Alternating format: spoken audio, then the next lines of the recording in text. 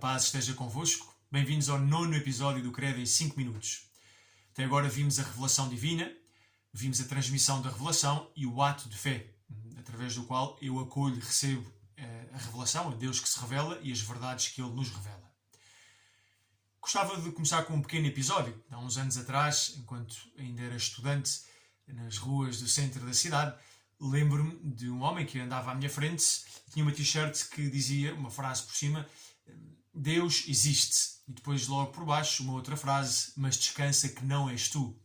É uma t-shirt curiosa, simpática, e várias vezes tenho pensado nesse conteúdo, tenho rezado sobre essa frase, Deus existe mas não sou eu. Mas aquilo que hoje queria fazer é parar na primeira frase, Deus existe. A existência de Deus é a verdade primeira, a verdade mais fundamental em que acreditamos.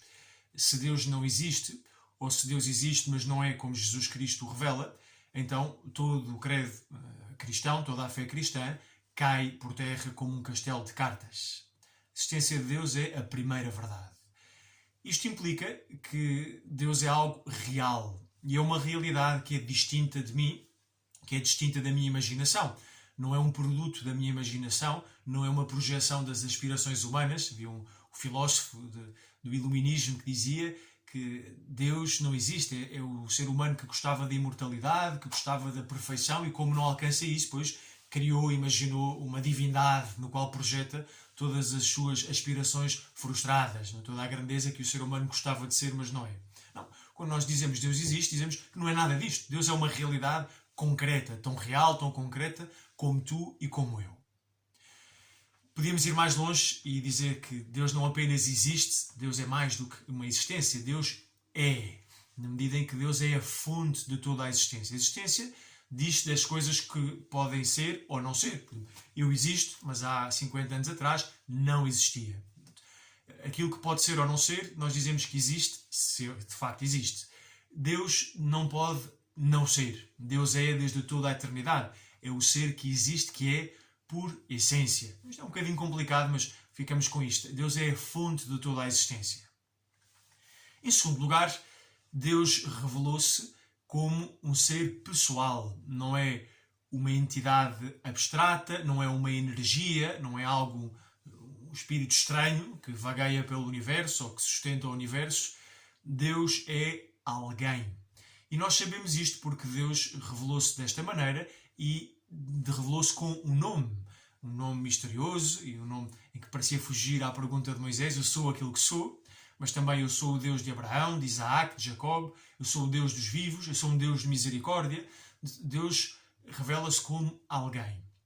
Isto faz que nós possamos pensar em Deus, mas também nos possamos relacionar com Deus. O ser pessoal de Deus, na verdade é a origem do nosso ser pessoal, nós somos pessoas porque somos à imagem e semelhança de Deus, permite que cada um de nós, na sua oração, possa falar diretamente com Ele, possa dirigir-se a Ele, possa chamá-lo. Por isso Deus nos mostrou que tem um nome. Para além disso, Deus é um Deus único, quer dizer que não existe outro Deus, não há vários deuses, Deus é único.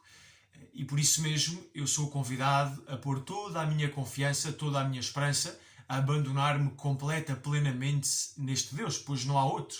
Ele é o último sustento de toda a realidade e é aquele em que eu devo ancorar a minha existência.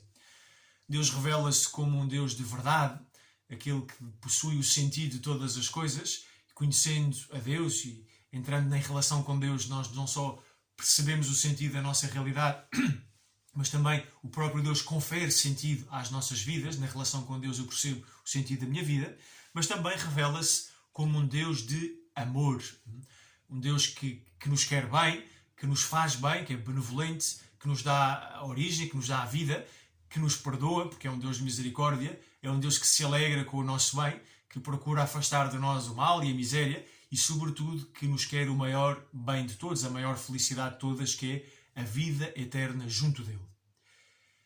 Vamos pedir a ajuda do Espírito Santo que fortaleça em nós a fé e que cada um de nós possa conhecer verdadeiramente a Deus e crie o hábito de falar com Deus todos os dias.